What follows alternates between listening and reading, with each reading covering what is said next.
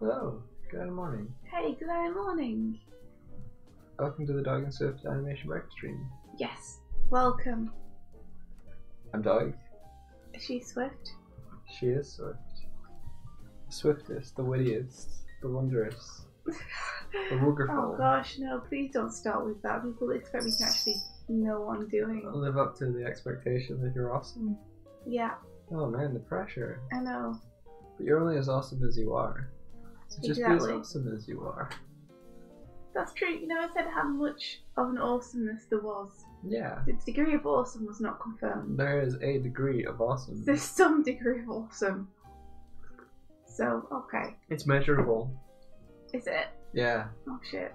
All degrees tend to be. How big is it? How Well, big is the awesome? That's obscure. Hey! Ah, lots of greetings. Hey, Cheshire. And From Sean Idaho. Nations. And greetings from Idaho, from Cybernethy. That's where Lake Destiny is. Is it? From a Goofy movie.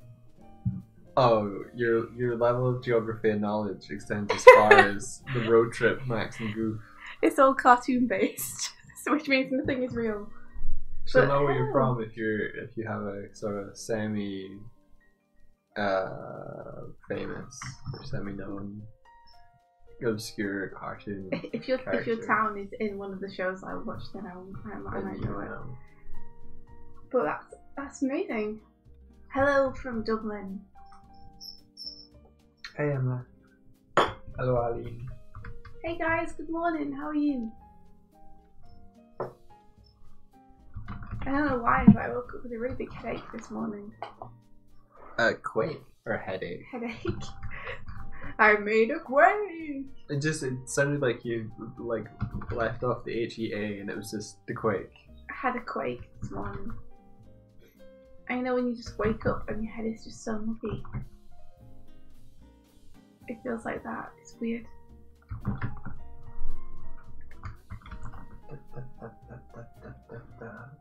We have your attention because Oh my god. video code. But it's added a lot of tension. The enter key has added tension to your sentence, so now we've opened suspense.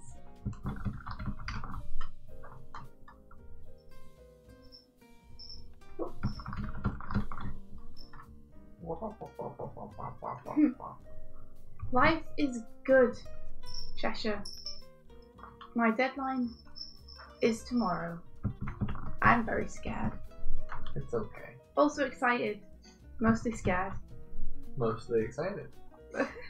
Is that you? Mostly excited. No, I'm just trying to turn your fear into fear into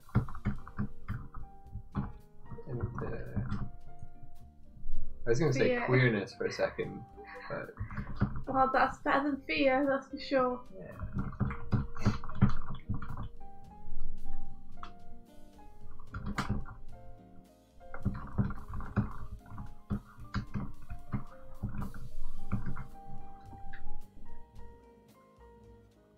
How is life for you, Cheshire?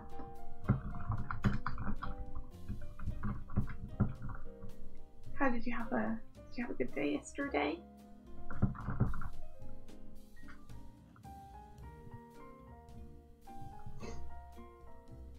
Oh, cool. Cybernethy wants to write for cartoons. Oh, cool. Yeah, you can ask us questions anytime. You saw the intro to our stream and you started working on cartoons. Yeah. We are. That's what we do. That's what we do most of the time. Day in, day out. All of the time. Pretty much. Got a little thing here.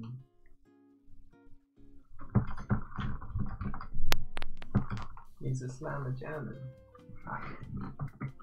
Oh, yeah, because Mike's working on a game right now.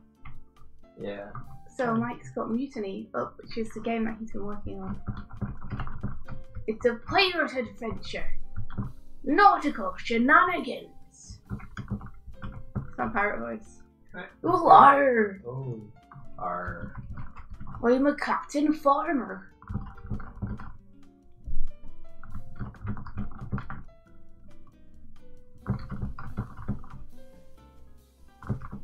This expression isn't reading like it was in the boards, so I might just nick the expression from the boards instead.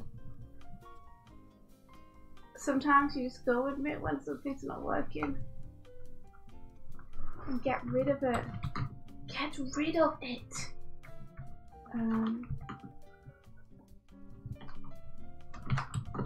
One of my favourite sayings is, don't cling to a mistake just because it took you a long time to make it. Yeah.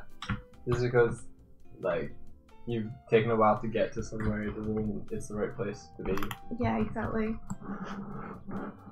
Like, me and so many other people hate to get rid of stuff, delete stuff, throw stuff away, or get out of situations in life because time's been put into getting there in the first place.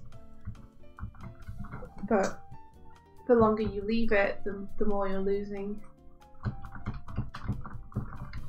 There we are, that's better. I like the expression much more. See if I can...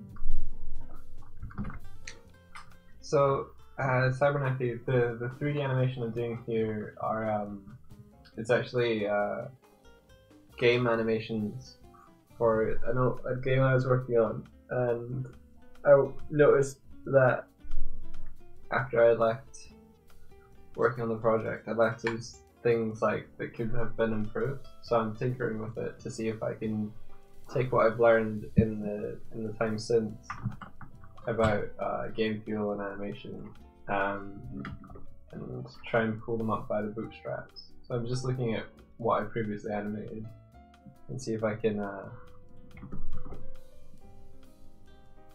see what I can do with them.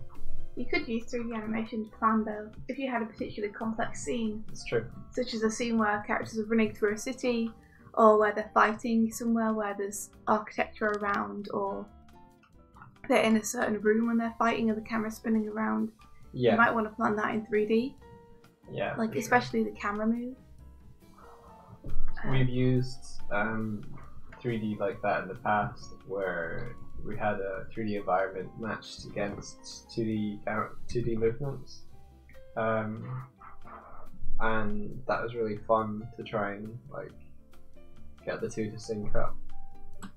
Yeah, was the intro quick quests like? Uh-huh.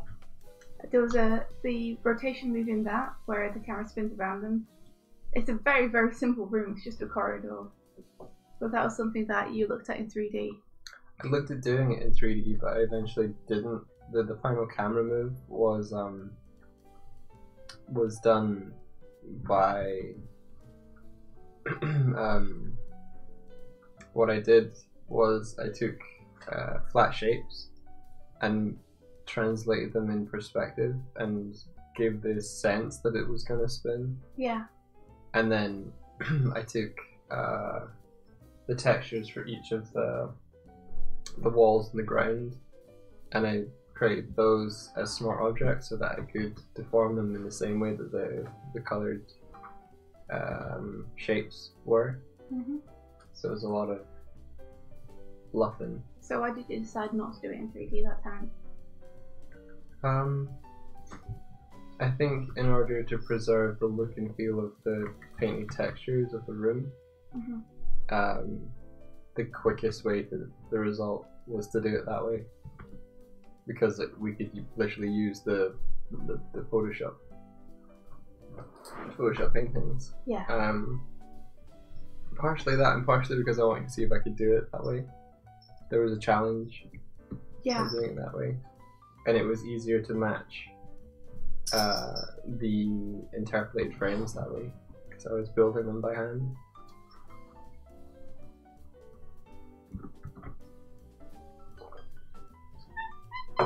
Oh, that's the cat. No. That's Fluffy.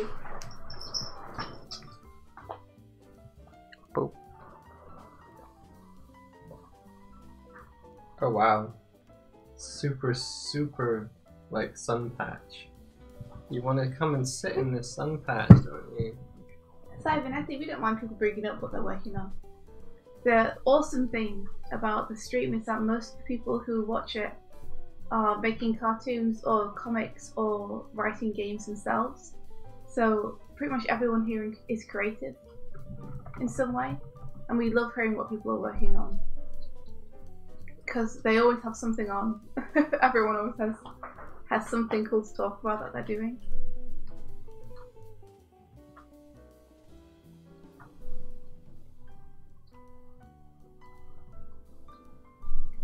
But yeah, like I tend to storyboard everything out in 2D, and then if it looks like we'll need a 3D camera move, we then come to do that on kind of a second pass of boards while we're planning how to approach the scenes.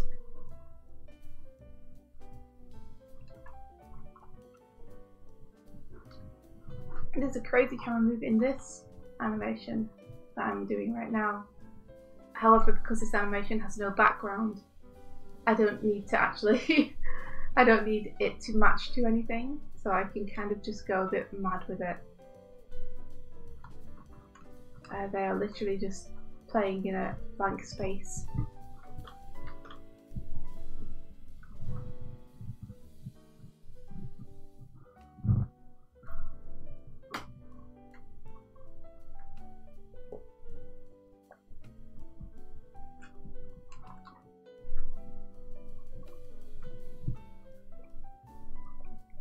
Hey, puppy.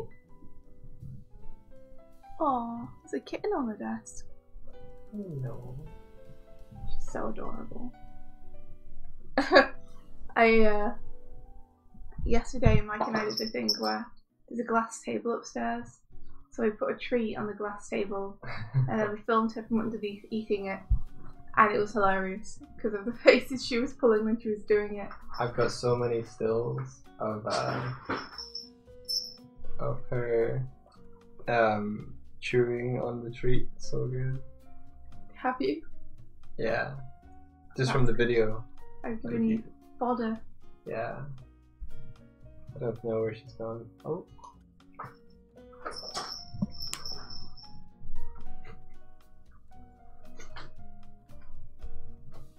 She's being a goof. She says no one's ever not busy. That's very true. I was actually thinking the other day about getting that on a shirt. Like, never not working. Yeah. But yes, Cybernetic, sound is super duper important. Good sound can really bring an animation to life. Bad sound can completely ruin it. Or rather, not necessarily ruin it, but make it feel very unprofessional and empty. Like when you don't have sound for Foley, sound for ambience, sound to up the tension, like a good music track. It immediately makes it feel more amateur.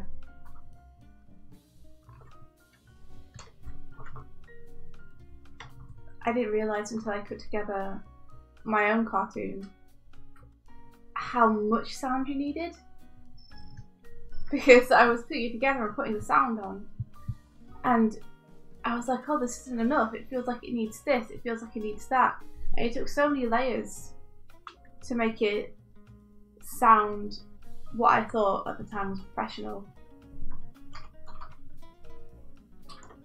Yeah, like there's kind of background sounds, Foley and stuff that help sell that you're in an environment, and then you've also got to take into account and appreciation that sound changes depending on where it's heard and what it's being emitted from. So usually when you get sound libraries, they're just recorded as defaultly as they can be, so that you can push and pull them for reverb, different pitch shifts, different kind of different sort of room spaces, I guess. Yeah. Cheshire, I would also work mine all the time. But yeah, the one I was doing was underwater. So you had a kind of gloopy, bubbly effect in the background, you know, the kind of that you get underwater. Mm-hmm. I had that in the background, but you can't have that on all the time. Like, you kind of want to introduce it when you first see that you're underwater and then have it fade out, so that people aren't just hearing this constantly in the background of everything all the time. But there are certain points where you need to remind people that it's underwater. Like, and do you articulate every motion your characters make with the sound of something being moved through water? You know, under the water. Do you what, sorry? Every time there's a hand gesture underwater, do you put a sound to that? Oh, right, yeah. Because it's moving through the water? Yeah. Like, it was tricky and interesting to try and navigate that. Because when you're underwater, your perception of sound changes as well. So are you trying to replicate for the audience what it would feel like to be underwater watching whatever's happening underwater? Or are you trying to show them? Yeah, that is tricky. Because our ears fill up with water.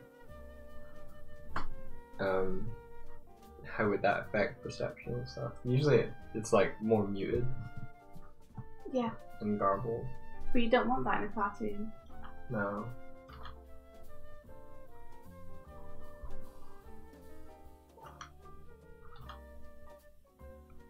Eileen says that she can't watch a movie where it's too overwhelming, the soundtrack. When the music is so present, it feels like it's forcing a mood. Sorry. Yeah, Eileen, there's a game called Sonic Adventure that I really love. I love it partially because it's very, very bad.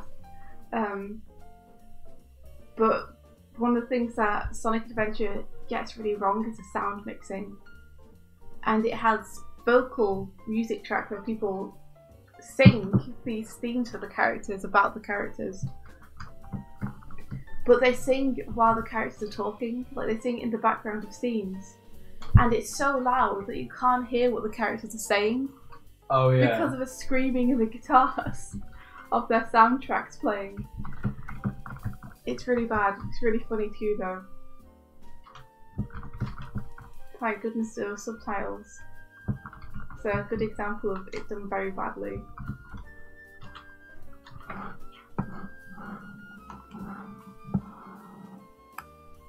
Oh wow! Cheshire says in the animated series I'm making, first shot is a character moving on the water. Need all those new sounds.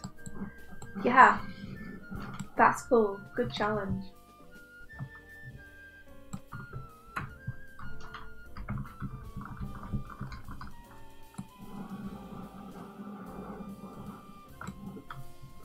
Yeah, Aline, I don't know whose job it was, but they failed. They failed hard.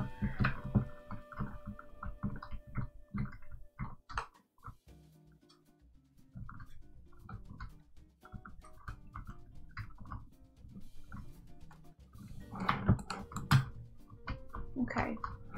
In my previous board, he goes up, which makes more sense.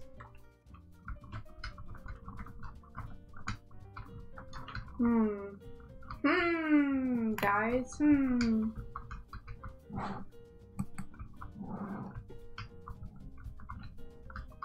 mean, that definitely looks nicer.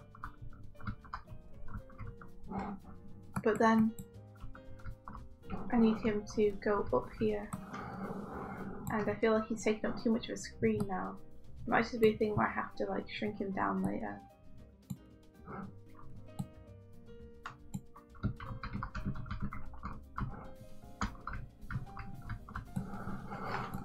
Because if he's chucking these down to the ground, which he is, I really want the middle bit to be him forcefully chucking them down with his body going down.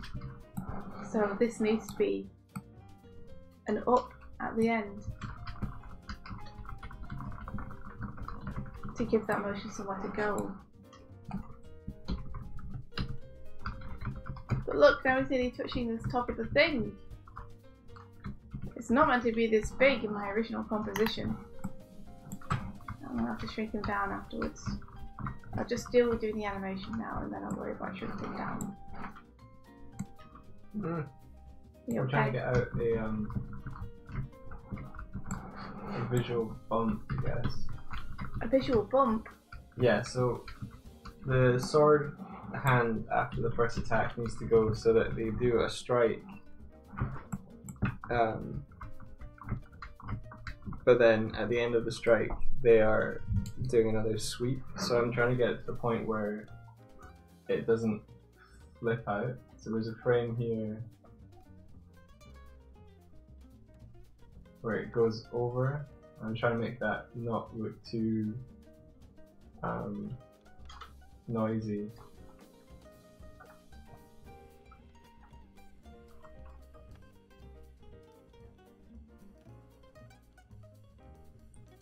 I see. It's Hopefully, difficult. Animation is hard, guys. Who knew?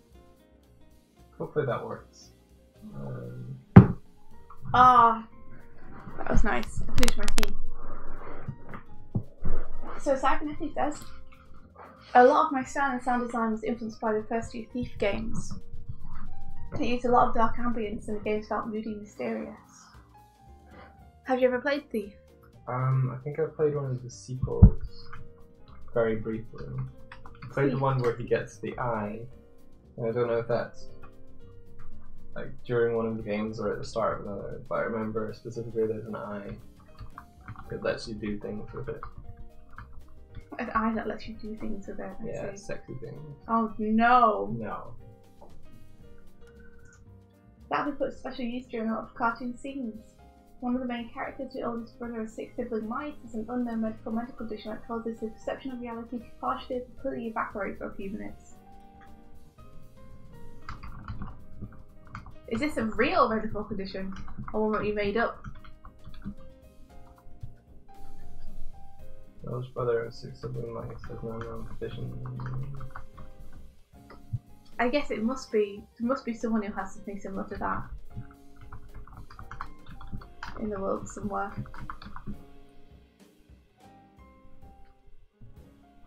Yeah, I think there probably will be like. I mean, you can get hallucinations if you get dehydrated. So if you had a medical condition that constantly kept you at that point without the other symptoms, I guess. Yeah, that's cool. So those bits are going to be from his perspective. So that, yeah, sound design will be such a big part of that.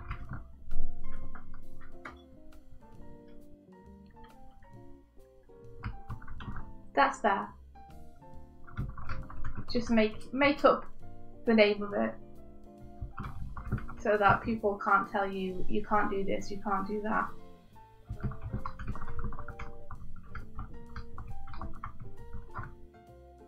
It gives you a lot more freedom to make the choices you feel are right for the story.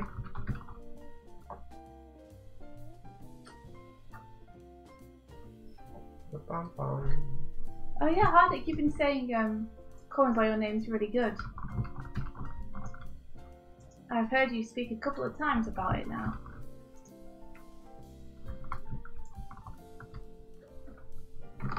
Look at me doing a very bad job. Okay, let's just get the important stuff in, which is the hands coming down. And then we'll worry about the rest of the stuff.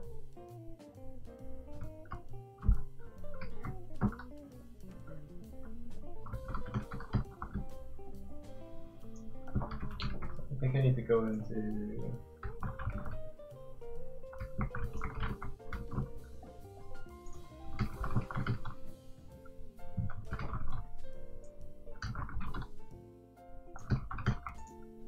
Squashing, because he's about to stretch back up. So squashing good, squashing good.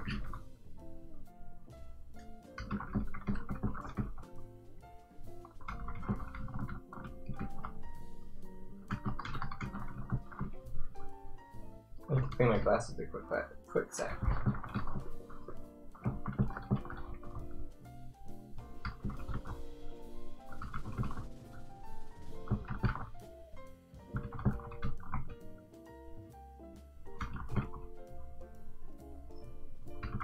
Oops. Okay. I wish I knew how to build anim trees in a way that doesn't look like a spaghetti western. Not a spaghetti western, just a spaghetti junction is what I meant. You're building them trees like a spaghetti western. Yeah. Okay, so...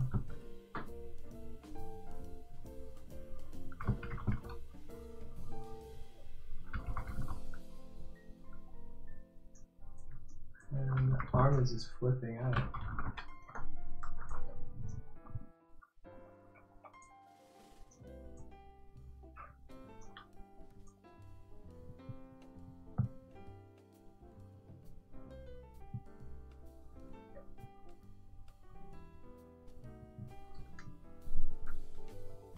that's not how you do that. Having him seeing monsters and go to imaginary locations sounds really fun. Yeah, you can have a you can have a lot of fun with that. Why are you giggling? Because I know something similar to that that has a lot of promise. Are you talking about Girl in the Glen? A little bit. I'm in the middle of writing a story that I'm doing in comic book form called The Girl in the Glen. It's only got volume 1 out at the minute, and I was going to spend this year doing volume 2, but I've got a bit too much freelance work on to be able to do it, so it'll probably be next year. But that's going to be really fun. That has a kind of Monster of the Week vibe to it, or it will have when we get to the monsters, which we will do this next volume. Yeah. This next volume is going to be quite big. Please don't tell anyone. They'll frown on me. They'll be like, India, no, stop. This is 3 books worth. And I'll be like, but I needed all of it. JP will be annoyed with you because Yeah. the widths of the books won't match. Yeah, and Declan will be annoyed with me because he'll be like, how much are you proposing to charge for this one? And I'll be like, same as the other one.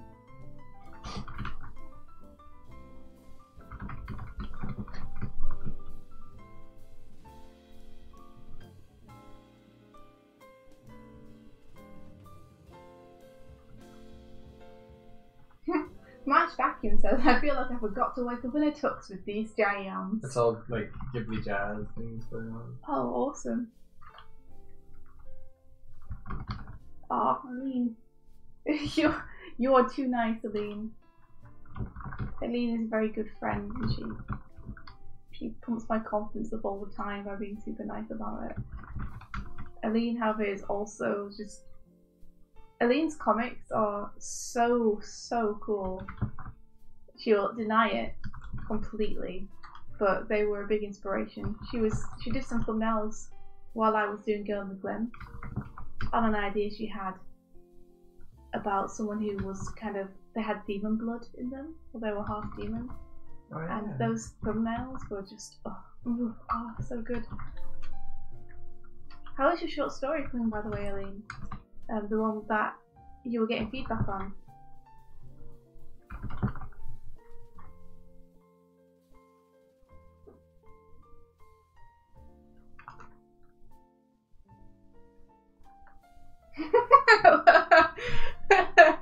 Indy has these fantasies about me, says Aline. Aline, you're not meant to know about those fantasies. Oh. Okay. Sorry, Mike. I don't mind. That's good. You can find the size all you like. And I do. Oh, Michael, you're the only one for me. Okay. You're the only one for me. Yeah. Yeah. Yeah. Yeah. Okay, so that should be following that path. If I do this and then there.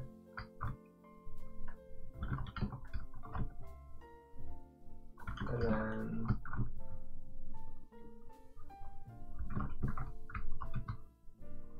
yeah. Yeah. That makes sense.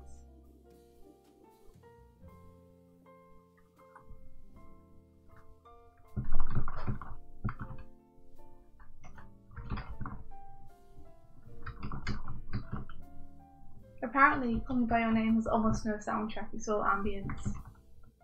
I guess that's another thing about sound design, huh? Is that you have to know when to not have anything as well, because silence can be super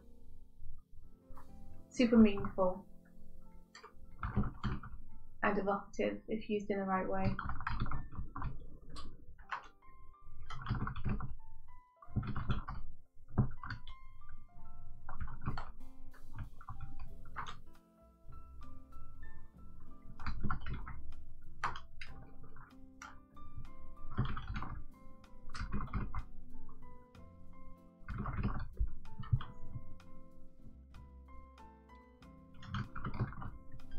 Hardik, I am not tired of you talking about that movie.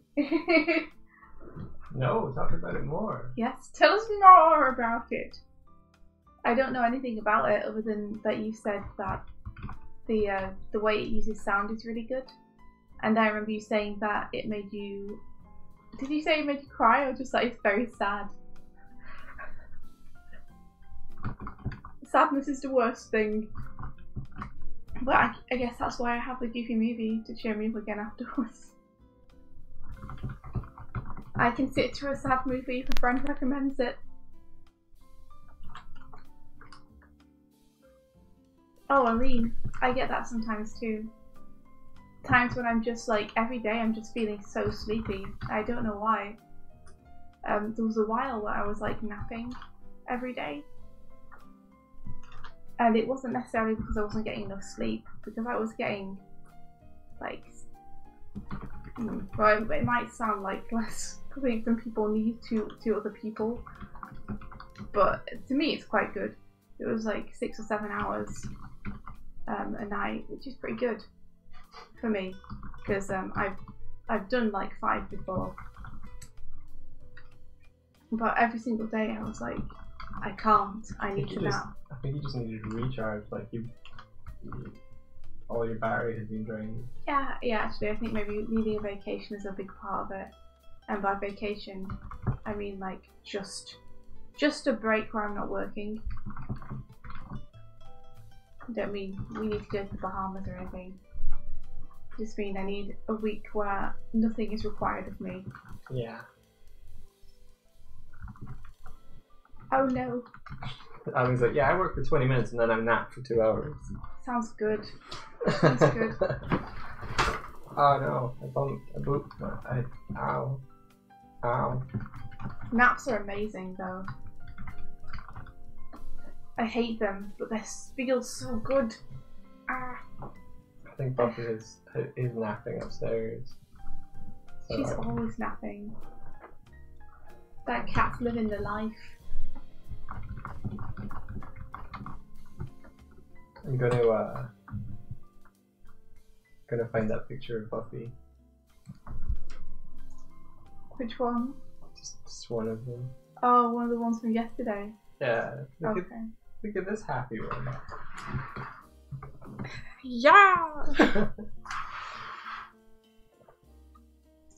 I'm gonna put it where Buffy Cam is.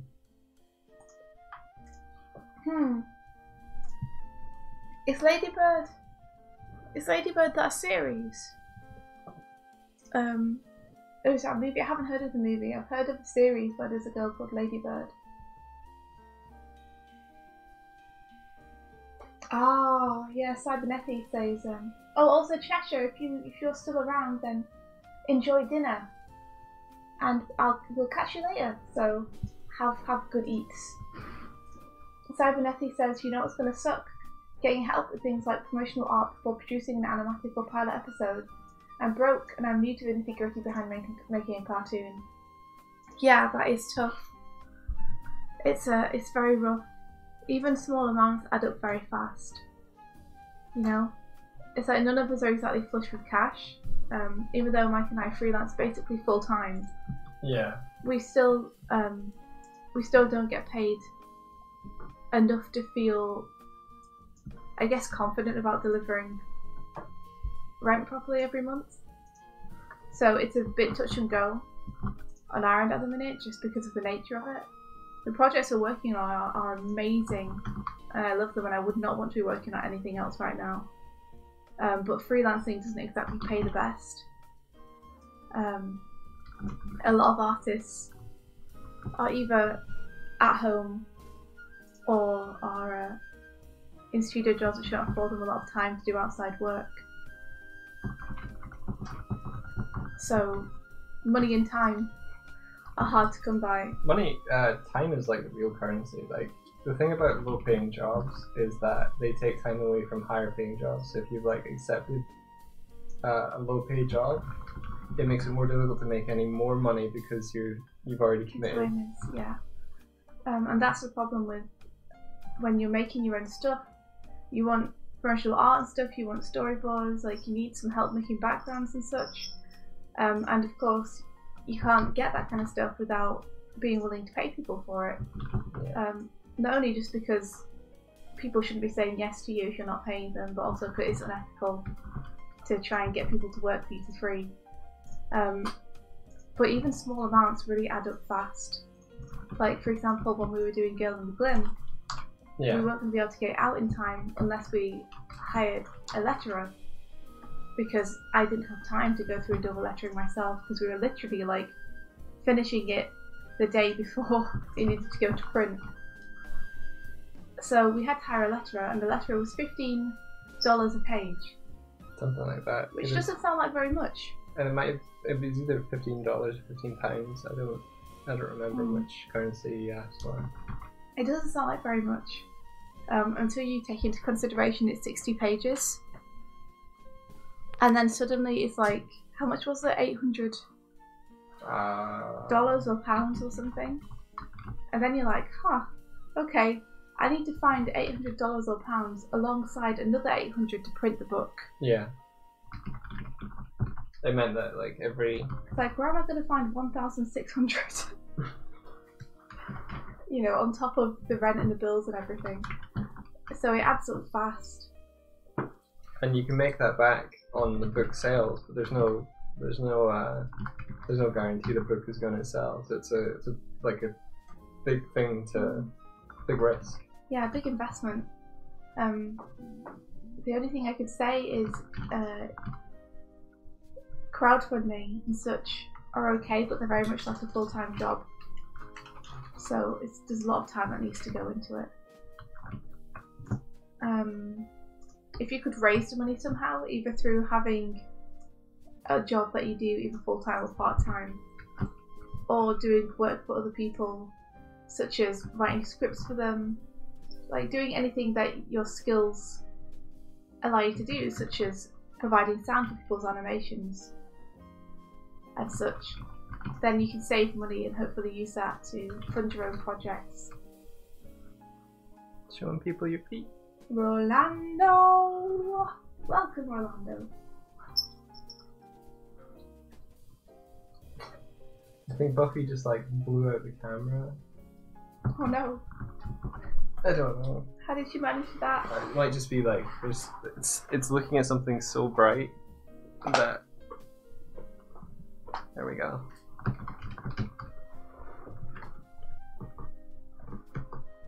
Camera attempting to compensate.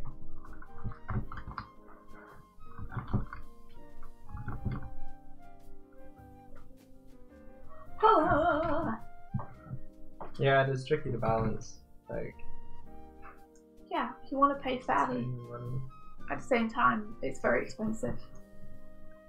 People always balk at how expensive animation is. Like, every now and then I'll get someone asking me if I can do them a bit of animation, a commission or something. Rolando asks, do you guys have a full-time art career? And I think I'm going to say no to that, because a full-time job is 40 hours a week, and we work more than that. Well, so...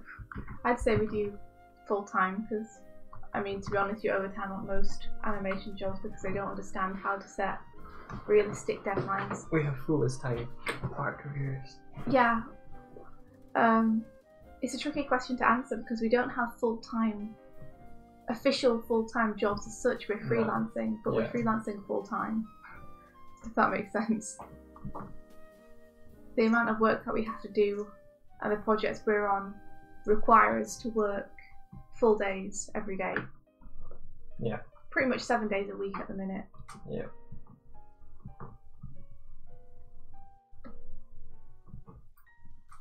What was I saying? Yeah, that people underestimate the amount that animation costs, because every now and then I get contacted to do a commission or just help someone out with something, and their budget will be, you know, I would like this 5 or 10 second thing, I have $50. And you're like, oh man, that $50, that doesn't pay for 1 day's worth of work for me. And I'm not being greedy, like that's like less than minimum wage for me, and I need to make rent. And this is how I make my money. I don't have other sources, so I can't afford to do this. I need to find something which is going to pay me like a reasonable amount. I'm not going to be able to afford to live in my apartment anymore.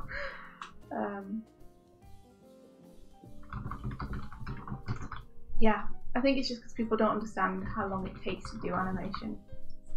But all you guys do. Art always takes longer than you think it's going to.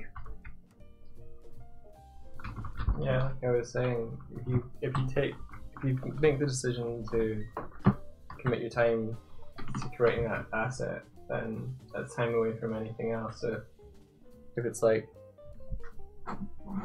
super low, then you're almost costing yourself more for accepting it.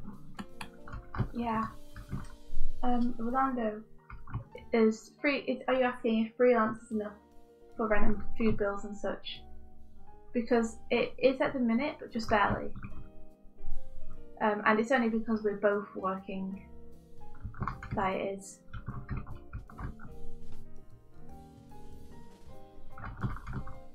Like, I get paid on average about $1,000 a month. I don't know. Yeah, I get paid on average about $1,000 a month.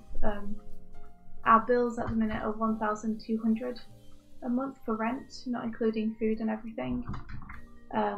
So the extra money comes from Mike colouring Coda and taking on other jobs here and there, and me also taking on extra freelance on the side. We recently got paid a big influx from a number of jobs we'd taken on but hadn't received payment for yet. So we should be okay for a couple of months now, which is good. Yeah. Because we were like, I think I had 2 days ago I had 120 euros in my bank, and that was everything we had. But now, thank you to my amazing clients and the director I'm working with, thanks to them, now we have enough for the next couple of months, which is great. It means we can just worry about the work, you know. Yeah, it's because it's been negotiated to pay half up front and then half at the end. If you can, on any kind of amount or job, if you can arrange to have the client pay you half up front and then half, or maybe like a quarter at a milestone, and then the last quarter like later, then it helps you like spread the cost of the time you're committing. The way our director has done it, and I think this is a very good and clever idea, was half up front, then a quarter halfway through, and then a quarter at the end. Yeah. It just means you don't. One, you establish trust, but also you have enough money to cover the initial setup period and the work at the beginning. Like, getting paid at the end for a task done is not sustainable, because like you could be working for a month on something that's like. For example, the work we took on has a 7 months timeline. Yeah. So if we only got paid at the end, like we wouldn't be able to afford to live for 7 months. Yeah. That'd be crazy talk. Crazy. Yeah, but this means getting that influx of money from the jobs means that we don't have to worry about taking on extra freelance for the next month or so. Yeah. Which is a big relief. Which is tricky, because then it comes into play where people are offering you work and you have to turn them down. Yeah, but honestly I'd rather that, because when I have too much on, when like I'm working 2 or 3 jobs at the same time, it can get a bit stressful to have to try and manage your time, because animation will take as much time as you give it. Yeah. Like, it'll just keep taking and taking and taking the time. You can keep polishing forever, you know? You want your work to be good, and people to be happy with the result.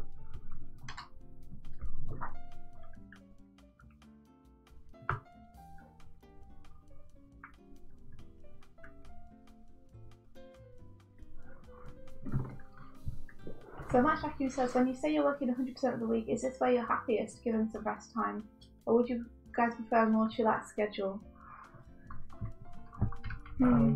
I really like working hard, but I would love to be able to knock off at like 8 o'clock or something. I think something that would give you the freedom to work, to pursue hobbies or like your own personal work would probably be more ideal. Yeah, I would love to be able to do other stuff, like I'd love to play music or be in a band or like sit in front of the TV and make some stuff, like sew some stuff or something while I watch TV, or play some computer games, go to the park. Like, I'd love to have time to do all that stuff. So I guess I would prefer it if I had a little bit more free time. But I do love working as well. It's just that when it's 100% of the time, all the time, like I feel like I really need a break right now. Just for like a week or something to just decompress a bit. Because we've been working full time for a really long time.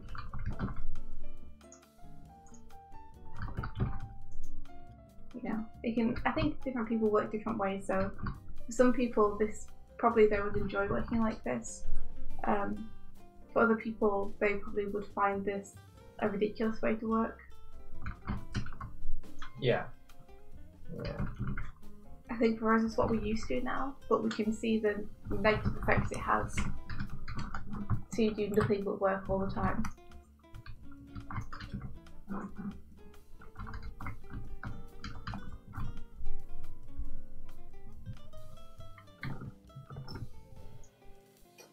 So what you can't see is what I'm doing is over here is this is the spaghetti I was talking about, which is different animation states, and I'm trying to make it smoothly go from, there's 3 attacks, there's 1, 2, 3, and I'm trying to make it so that it goes smoothly between each of them without the kind of sword jitter.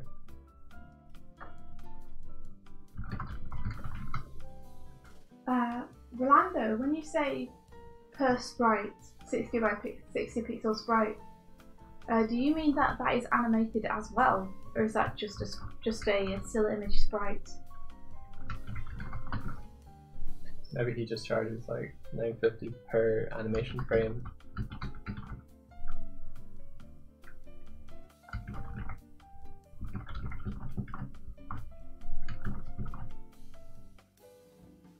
Animated. That's like yeah, you definitely need to increase your prices, Rolando. That's a insane price for a 35 frame animated sprite. $9.50. Like, you're definitely underselling yourself. Oh, it would be wait. $9.50. I thought it'd be like $9.50 per frame, so okay. 35 times $9.50. But if it's not, then yeah. So maybe clarify that. Yeah, I'll say I'll reserve judgment until Rolando clarifies.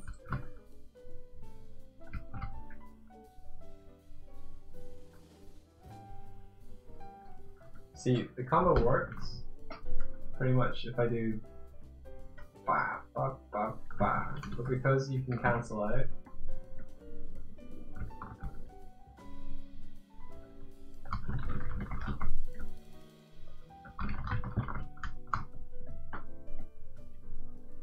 it gets a bit weird. That's a better transition now. Nice job.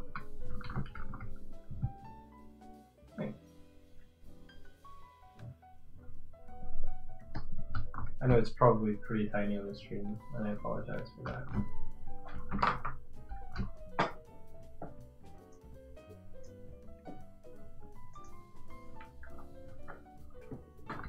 Doesn't run so well when I'm full screen. The game doesn't seem to run too well. Kind of full stop. I have a lot of stuff open. Right. And if you play it in the editor, you get all of the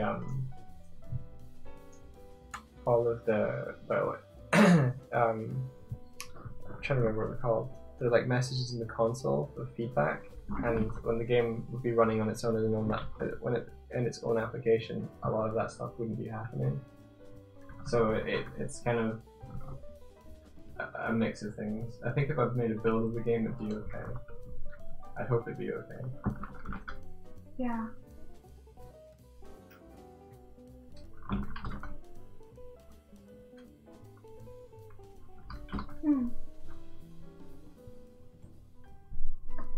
Rolando, but do you charge $9.50 per entire animation and sprite, or do you charge $9.50 per frame that you do with that? So if you did 35 frames, do you charge 35 times $9.50, or do you charge $9.50?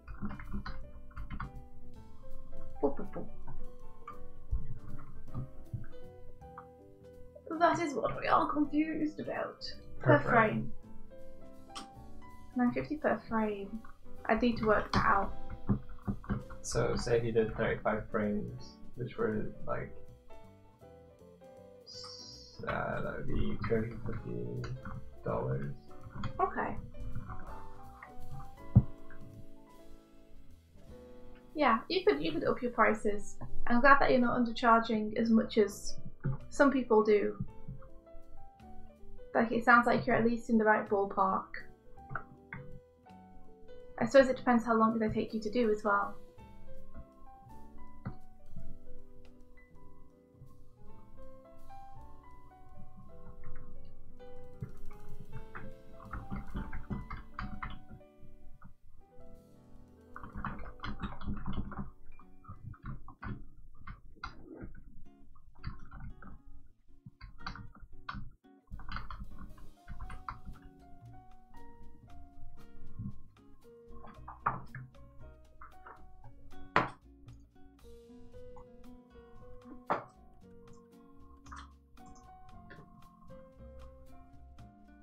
Yeah, so you'd like to start charging 12 per frame. Yeah. I think that seems fair.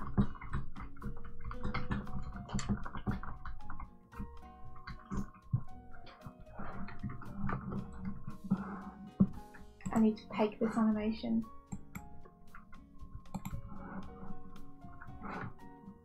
To make sure that it fits on screen properly. Cool. I think I've drawn him a little big.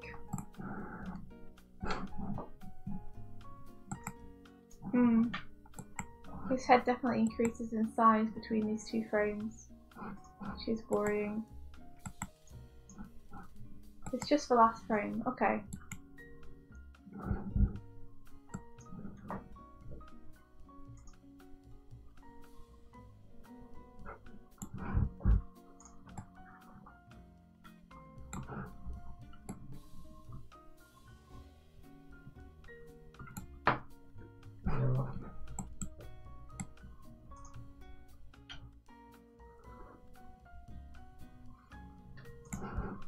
What is it? I didn't need a transition that I just put in. It was verified. Oh, damn it. I hate when it does that.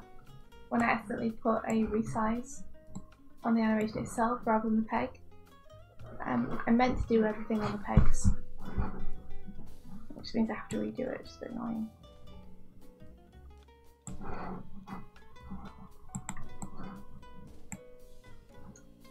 Aline's asking, are you asking Rolando or are you asking in general? I think she's asking Rolando. Cool.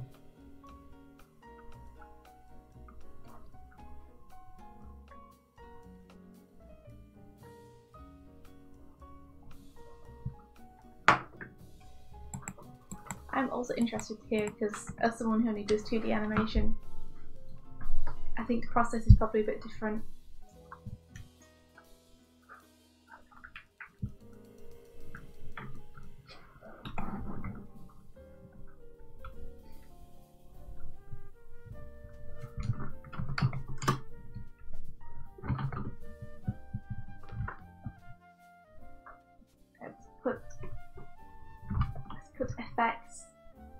props. And let's make it a nice cheerful yellow. I'm gonna make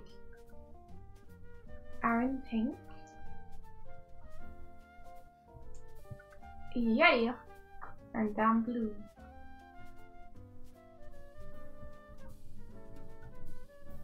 Yeah.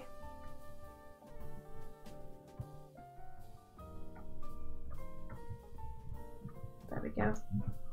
Now it's super obvious which is which. I won't get confused as much.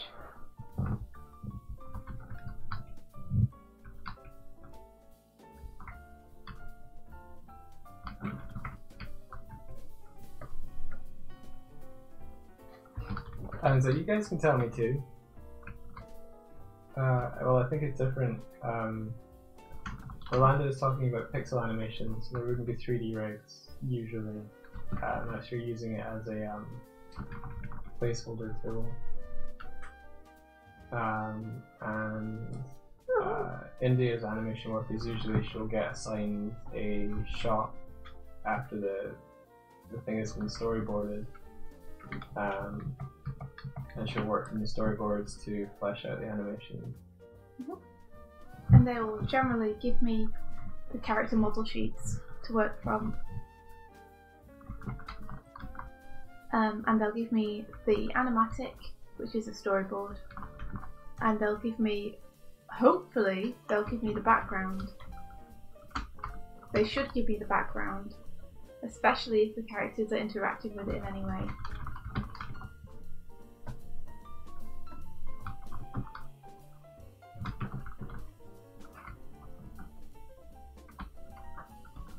And then Bob's your uncle. Bob is indeed your uncle. I wonder when that saying became a thing. And for everyone whose uncle is actually called Robert, how annoying it is.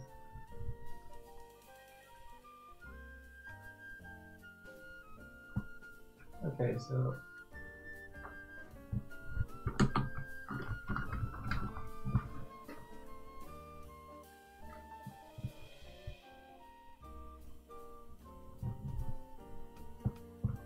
oh crap. Ugh. They did it on the layer again, that's really irritating. Oh man. Okay.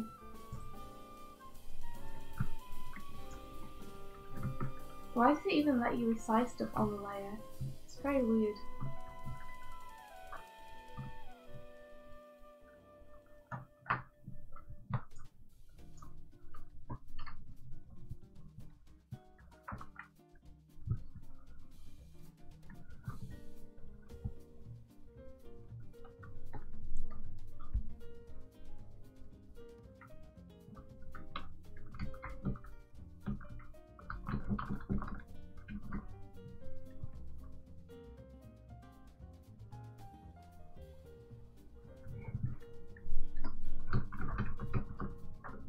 It's a lot of fun animating for others.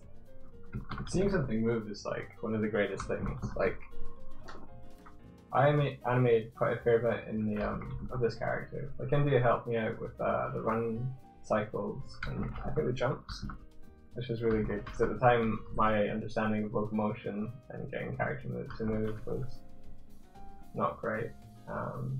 You've come a long way since then though. You've even done some animations of your own that have been really good. Thank you. Yeah, like the Remy King ones you were doing a couple of weeks back.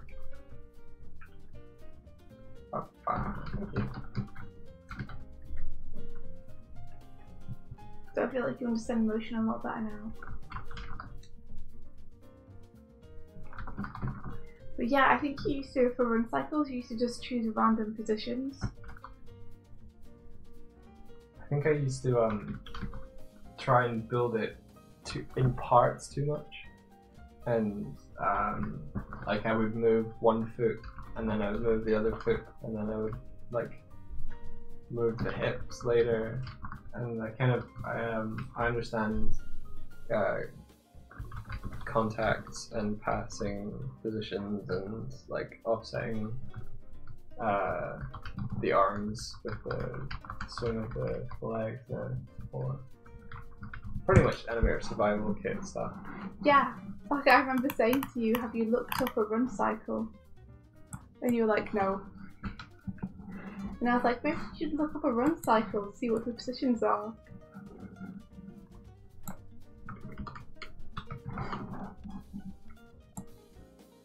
Never be afraid to reference, guys. It's super important.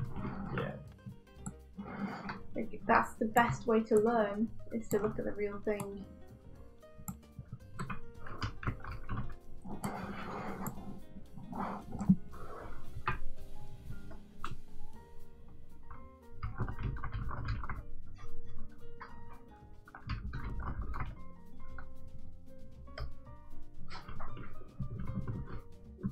It looks like it's going to be a really nice day here. Hope it's good weather for other people as well.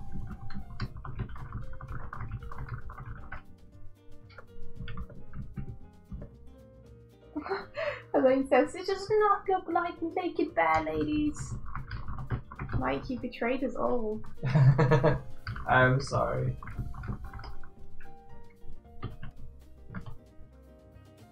Or I could make a little barehead naked lady skin for the mutineer. Wouldn't that be adorable? That'd be pretty adorable.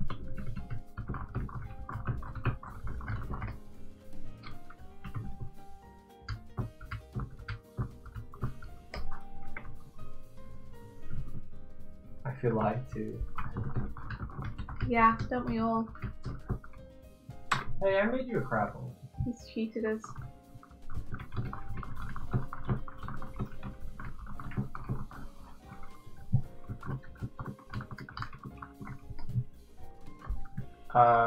I was up super late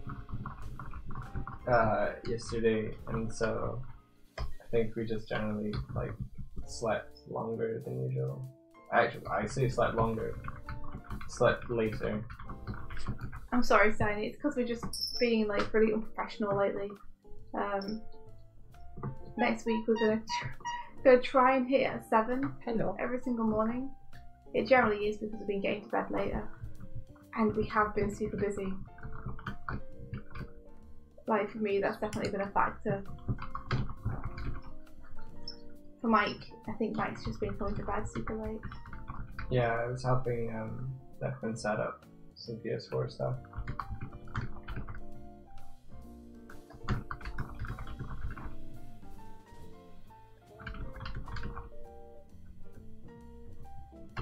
There is a Buffy fan.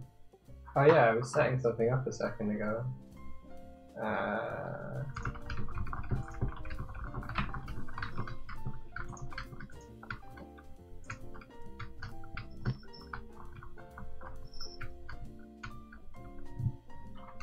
What are you setting up? I was going to put whenever Buffy wasn't kind of in the frame, that Buffy happy picture. Okay, now this is a frame I could definitely benefit from redrawing. She's good. Stream is just becoming more and more about Buffy.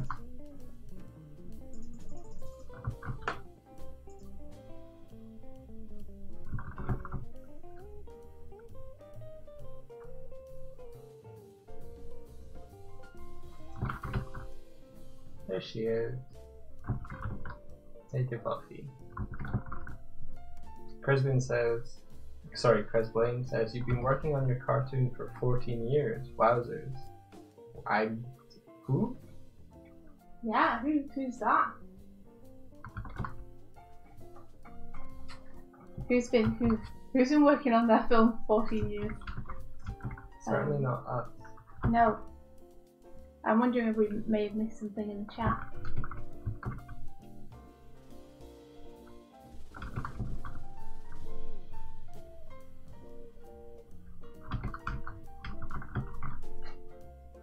So India, she was underneath a dining table yesterday, and the dining table is glass, so she could see Buffy through it, and we put a treat there, and that's one of the faces that she made while chewing. Oh no! Where are you going? Come back! Come back.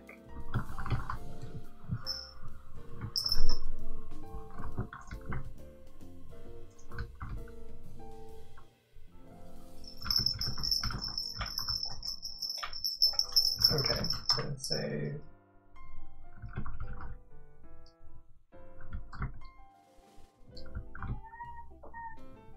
Hello. Hello. So cute.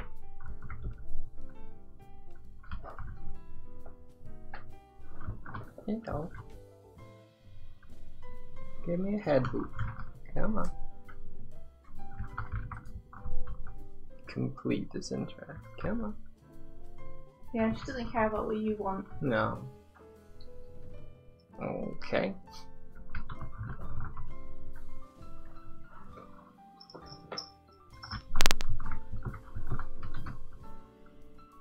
Do we have anything that will make her skipping?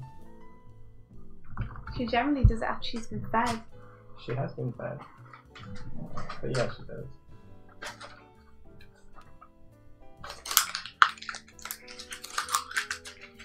Thanks, Tiny. You have a great day too. Good job. Good job. Good luck with the writing. Good luck. I hope you do a good job.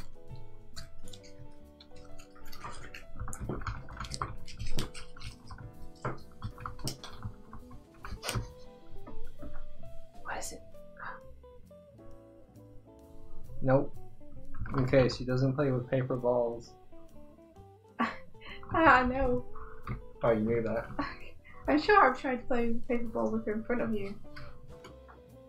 Mm. It's okay, Sunny. You need a first draft to get to that second draft.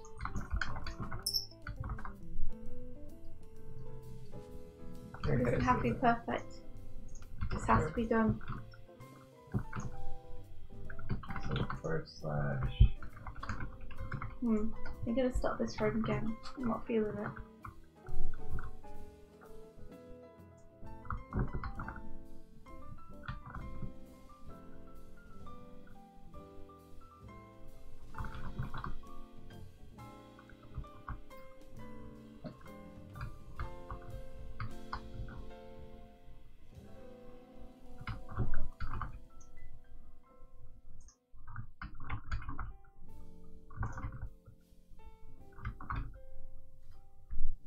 Night, Steiny.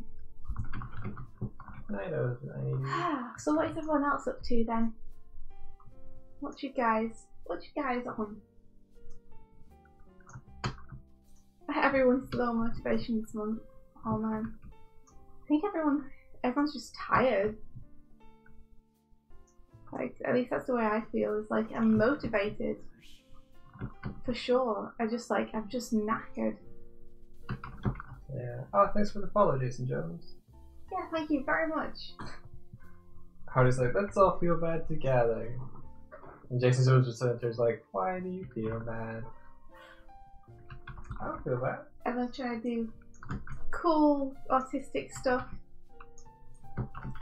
Seems like everyone is just not feeling it.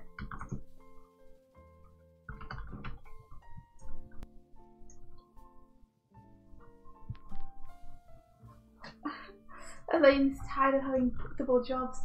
Elaine, are you not quitting the one that you were less bothered about so that you can full-time the other?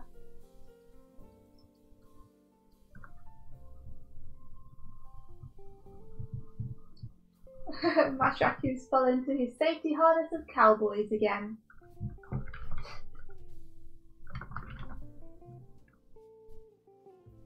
Nice. Cowboys are awesome. Cannot blame.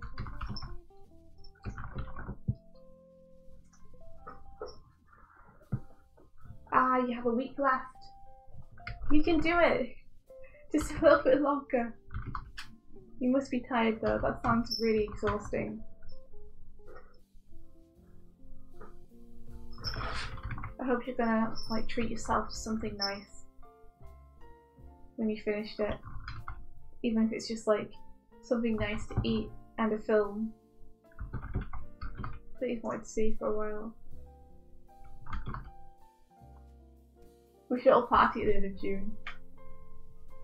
Yeah, I'd be up for that. Okay, I might be doing something crazy. What is it? Well, the way the sword thing is set up is like there's a sword idle stance here, and all of the sword attacks go kind of through it like a /1, and then once they're done on the slash attack, they go back through to like no upper body override, and then they'll probably go back out to the slash, I think. One more time in English. Effectively, when you're using the sword, maybe we decided against that because they don't actually go into the stance. Decided against what?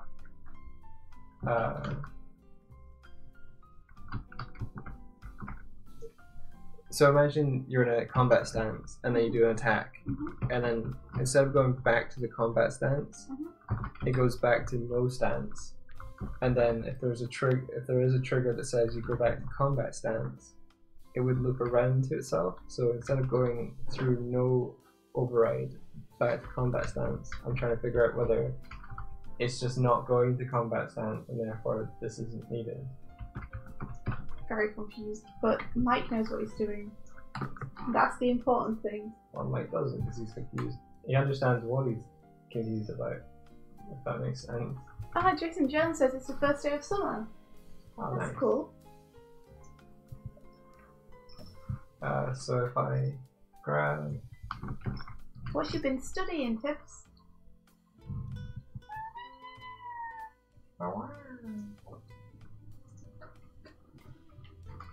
Yeah, you just lick your... Yeah, do that. It is awesome that you have the motivation to study. That's really cool.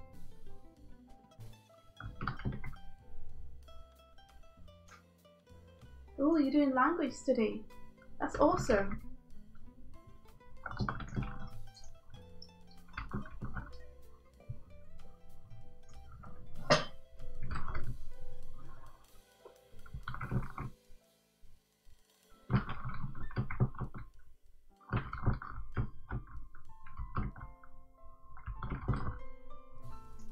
Okay.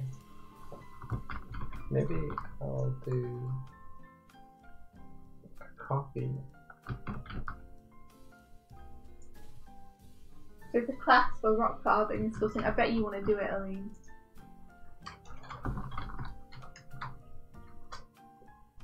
Oh yeah, how did the classes go, by the way, Aline? Did you manage to enroll on any?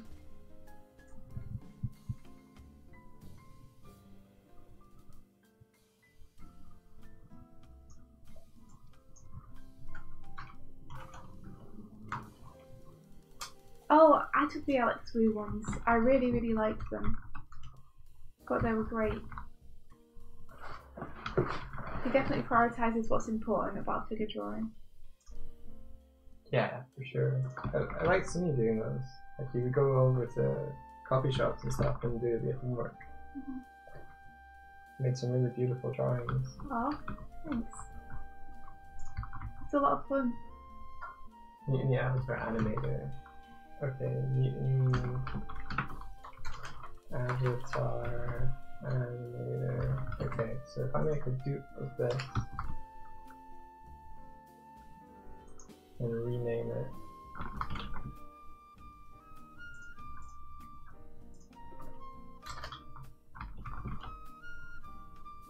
Text. And then go to my Mutiny avatar and set it to the test one. And then apply. I'm gonna see if I can change this in a way that doesn't break everything.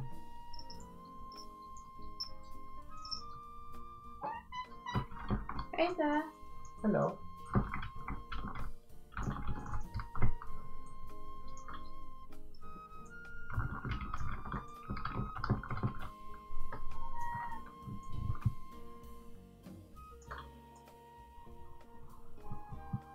I can imagine the critique videos would be very useful. One of the things I used to enjoy doing a lot was going to the 11-second club animation critiques. So the 11-second club is a monthly animation competition where they give you a voice clip to animate, and you do some lip sync to it and then submit it. And everyone who watches it votes on which one they like the most. And then the winner gets a critique from someone in the industry. Someone who works at Pixar or Blue Sky or Sony. And the critiques are great to watch. Even if you don't enter the competition, you can see all the critiques. Although, I went on it the other day, and it looks like they've taken down, or haven't put up rather, the most recent batch of critiques. Like, I think it just stops in March, which is really weird. But they have like years worth of critiques on there, and they're all very good.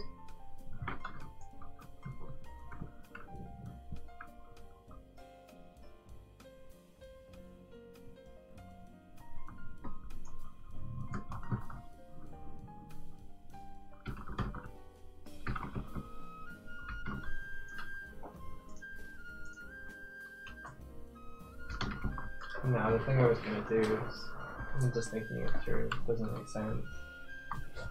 Yeah, I also just thought through something I was doing and decided it didn't make sense. That makes more sense.